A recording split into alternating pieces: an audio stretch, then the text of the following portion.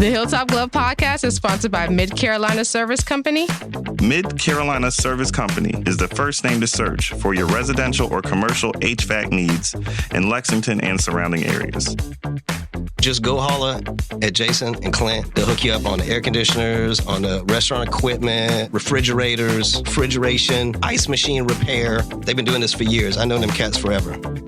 Family owned and operated since 2006, they pride themselves in their quality work and customer relationships. Call 803-356-4153 or visit midcarolinaserviceco.com for a no obligation quote for service today.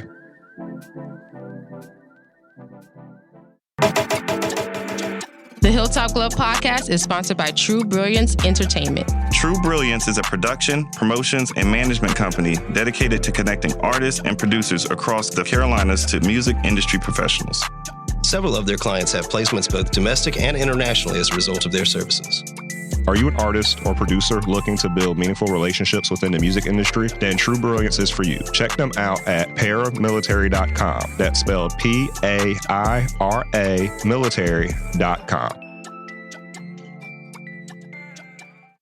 This episode of the Hilltop Glove Podcast is sponsored by Bob's. Bob's is a Columbia-based retailer of over 100 Black-owned products from 20 Black-owned businesses. Bob's offers a wide range of items from household cleaning, cosmetics, and everything in between. With every visit to Bob's, you support Black-owned businesses, giving them the opportunity to grow and establish connections with our community. Bob's is located inside the Noma warehouse at 2222 Sumter Street in Columbia, South Carolina. Visit their website, weshopbobs.com, for in-store pickup or to find out more.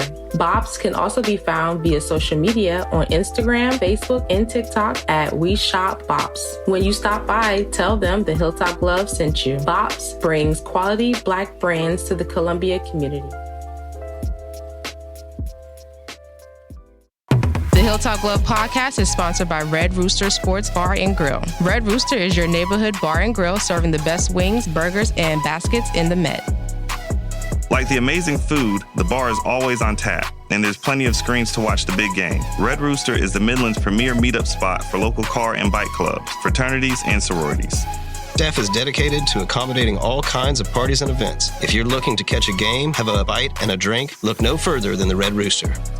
Red Rooster is located at 7500 Wilson Boulevard, Columbia, South Carolina. For more information, visit redroostersportsbar.com or visit them on Facebook and Instagram at Red Rooster Sports Bar. Go where the winners go.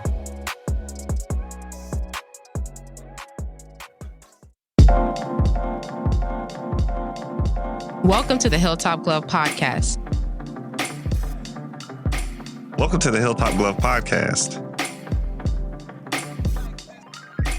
Welcome to the Hilltop Glove Podcast. Welcome to the Hilltop Glove Podcast.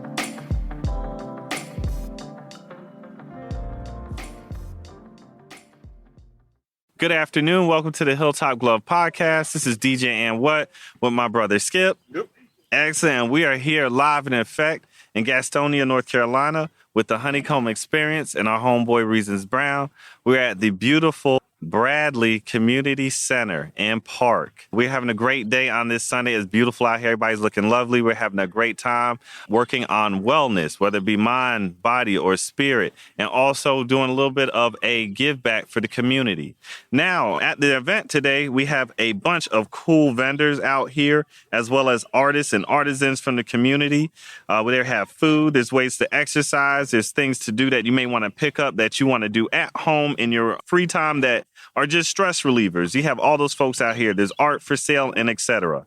However, we actually have the pleasure of speaking today with Hope.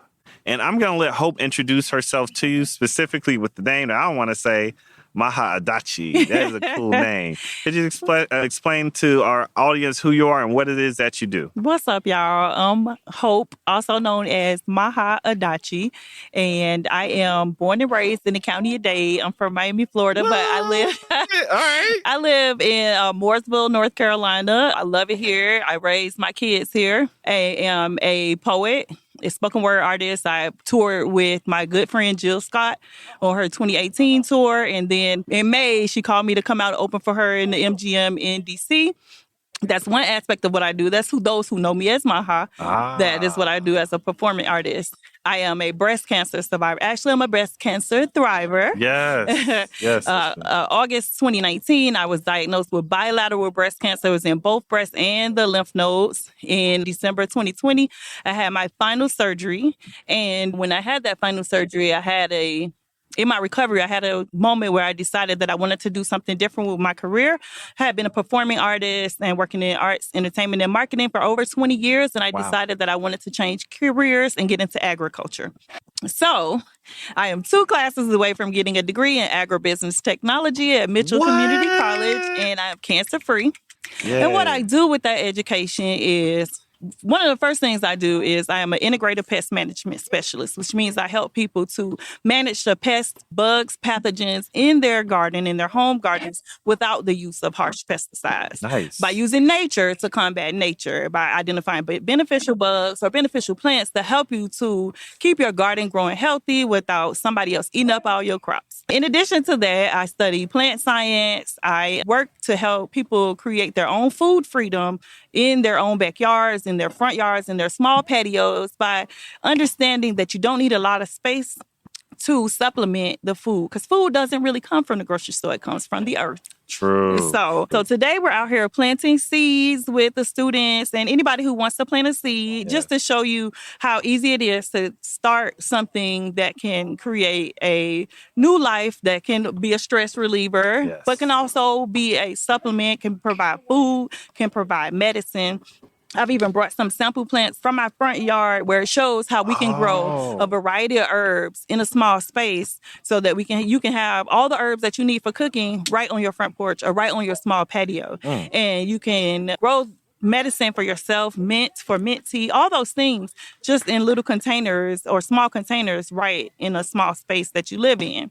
You don't need a huge field or a huge space to grow those things. But if you do have a lot of space, we might could talk, because I can come over and help you get that thing right. Excellent. And so I am very committed to sustainability, but not so much just landing at sustainability, but getting into regenerative agriculture, where not only do we sustain what we have, but we replenish the earth by growing things like legumes in the off season, keeping the ground covered so that we can fix the nitrogen without the use of synthetic pesticides or synthetic what's it called? Food fertilizers. Fertilizers, yeah. Because I don't even use them. Really? I mean, I'm saying I use so in my off season, right? Yeah. In my strawberry patch, we threw down a cover crop, which was like a combination of rye and peas and some other things. Just threw those seeds down. Those seeds kept the strawberries healthy through the whole winter. And I don't know if y'all had it down there in South Carolina, but up here in North Carolina, that Christmas time, when we had that frost patch, everything was frozen. My strawberry plants were still green and beautiful. They were covered by the other... Because what the other plants do is those legumes fix the nitrogen in the soil. They keep the soil at a certain regulation. So they're adding nitrogen. The same thing that they take the nitrogen from the atmosphere, which is all around us. And put it in And they put it into the soil. All right, so let me see if I can understand this.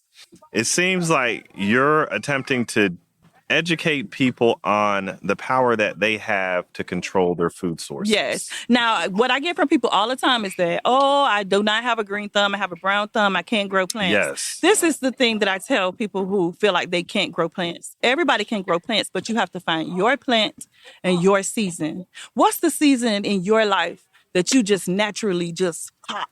You glow. Yeah. You know what I'm saying? You don't need no motivation, because you already like, it's me. Yeah. That is the season. Now you find the plant that thrives in that season. You already got the energy and the attention to detail. It's already in you. Yeah. That's how you start. Yeah. From there, you can maybe stay just with those plants.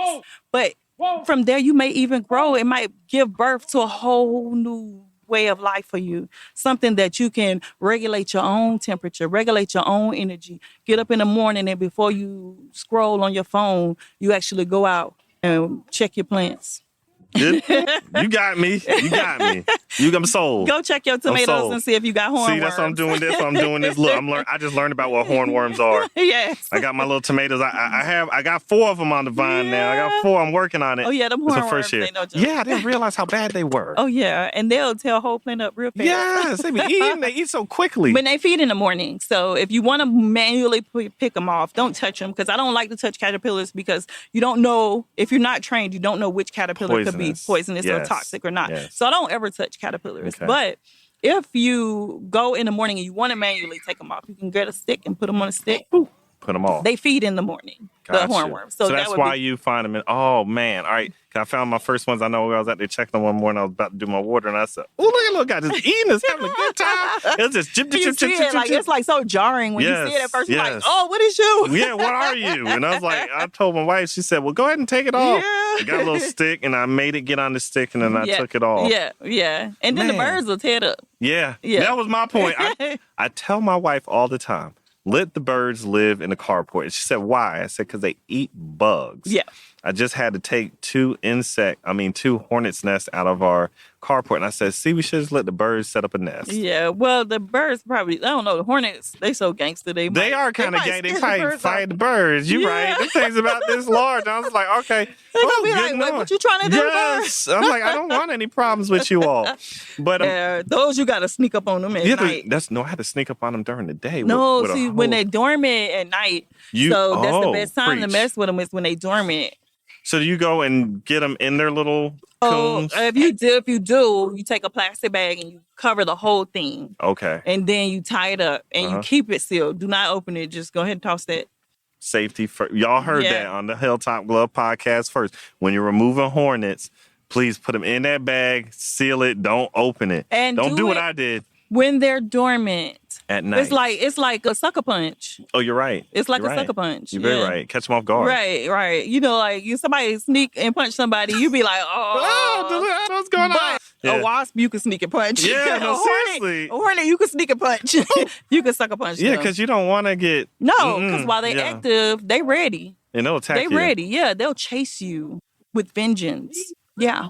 So you want to catch them when they're y'all, dormant. don't do what I did the other morning. That I bothered it during the time when I should not have bothered it. But I came out unscathed. Yes. I was lucky. I was very lucky. Yes. It just turned it. I was not smart, but I learned something today. You always learn something every day.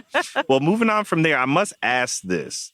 We keep hearing this all day about Reasons, but how did you get in contact with Reasons? So he just hit me up on Instagram. Wow. Yeah, because my Instagram is open. I get a lot of people sending me pictures of plants or pictures of insects. Yeah. They just DM you the information and you drop... Hey. Yeah, and I'll be like, let me tell you what that is, or what you doing? That doesn't look right. No, I'll be like, that one's dead. Go ahead and put it in a compost bin. Oh, you have to tell people that? You have to give them, tombstone that one. It's okay, plants die. Put them in a compost bin and let them have that life. Let it give life to something else. Go on to that great compost bin in the sky. Yes. And our compost bin is popping. I do need to turn it over. Yeah. You're reminding me about a bunch of stuff today. Could you tell us about your Instagram, how people can find you online? Yes. Okay, so ironically, being a breast cancer survivor and having the name Hope. Yes. Yeah, so, and it's crazy because my first surgery was in October too. They was like, girl, can you do the most? Oh, man. Yes, and my cancer was pretty bad. It was intense. It was in both breasts at the same damn time. When did you find it? What stage were you in? It was stage 1 in the right breast and stage 2A in the left breast. And it was in the lymph nodes presence also. It had lymph node presence also. So that means it was at the airport, ready to take off to the rest of my body. Yes. And this was my very first screening mammogram. Oh, wow. At age 40. Wow. So I do encourage everybody to get your screenings. And if you have family history, make a plea with your doctor to get them earlier than the recommended times. And if you get the BRCA testing, if you want to do the BRCA testing, I say do the BRCA testing too. But the BRCA testing only really tests for about 10% of the types of breast cancer that you could get, or the 10% of the types of breast cancer that could be inherited, rather. So the BRCA testing is helpful, but it's not the end all to be all. So make sure you have a comprehensive test. Yeah, get your screenings. Question: I must ask this since you're talking about that. Why did you go and get your screening? Because I was 40. And it was time. Yeah, I was 40, and it's time to get your. And I breastfed all 3 of my kids. So my breast tissue, like most African-American women, is very dense. And so the things that was found, even the doctor had a hard time feeling to do the field test to find them. So just going to get my first screening mammogram, and there it was. And it was 5 masses in the first screening mammogram. So when I decided that I wanted to pursue agriculture, and I was just thinking about like what I wanted to brand myself as, or brand this whole journey as, I thought about what it means to most cultures to feed somebody. Yeah. You feed them, you love them, right? Yes. So, what I want to do is to teach people how to feed themselves, but how to feed each other. I want to be a person who feeds people. And it sounds very hippie. Hopes, love, garden. It sounds very hippie. I like hippie stuff. That hippie stuff is like good. almost like this is the dawning of. It's very hippie dippy. I might still punch you, but bro, get off me. But it's Hopes, Love, Garden, because I wanted to create a space that gave people optimism in the darkest moments. Yeah. Show people love through food, and encourage gardening in all forms, whether it be on large scale agricultural projects where you actually switch from conventional monoculture agriculture to something that is a little bit more friendly and caring to the earth, or if you're just growing eggplant on your front porch in a container. Yep. You're there for everybody. Yep. And so those people can contact you, correct? Yep. Including the large monoculture people that need assistance to do better. Go ahead, tell me they contact it's you. Hopes, Love, Garden. All one word on Instagram. Excellent, excellent. Well, before we do finish and wrap up, I know you gave that plug. Is there anything else that you would like to plug in, or anything that you have upcoming that you would like for our audience or others to know about? Well, we're doing a podcast through school, through the agriculture club. It's probably going to be boring to people who aren't into agriculture. Tell us. It is called Why Agriculture, and we're just talking with someone who left the industry, and someone that was in the industry in the past that left the industry because of all of the problems in agriculture. Then we're going to sit down with a farmer who is currently doing a pasture-raised cow, pasture-raised beef. And then we're going to talk about the future of agriculture with some students who have just decided to become agriculture students in college. So this is a little 3-series podcast, and it's coming up, and it's called Why Ag. Man, shoot. I'm going to tell you this. When we first sat down and I saw you over there waiting, I did not know what the conversation was going to be about, right? Or how it was going to go. I was pleasantly surprised. Oh, that's cool. All the way. I usually do that to people because I kind of got that mean face sometimes. It wasn't not the mean face. It was just, I didn't expect to hear the things that I was going to hear. Yes. And I mean, of course, I will always promote my girl, Jill. Y'all go ahead, check the J.Ill podcast and listen to my Great sister, podcast. Jill Scott. My wife loves it. Yes, it's very good. Yep. And go on her, MissJillScott.com, and get some of that merch from her 23rd anniversary tour. Y'all. Go ahead, your man. So, well, I'm going to sign us off today. This is DJ and What with the Hilltop Glove Podcast. My brother Skip. Yep. And Maha Adachi, a.k.a. Hope. I love that. Excellent. We are here live in effect at the Bradley Community Center in beautiful Gastonia, North Carolina. Of course, with the Honeycomb Experience. My man Reasons Brown, he's actually over there playing ball right now. We're going to catch him too before the end of the day. He ain't going to escape the mic either. But man, we love y'all. We want to make sure that you tell somebody around you that you love them, that you appreciate them, and we will see you next time. Peace. That's it for today's episode of the Hilltop Glove Podcast. Make sure to subscribe to us on Apple Podcasts, Google Podcasts, and other platforms. Also follow us on Instagram and Facebook at Hilltop Glove.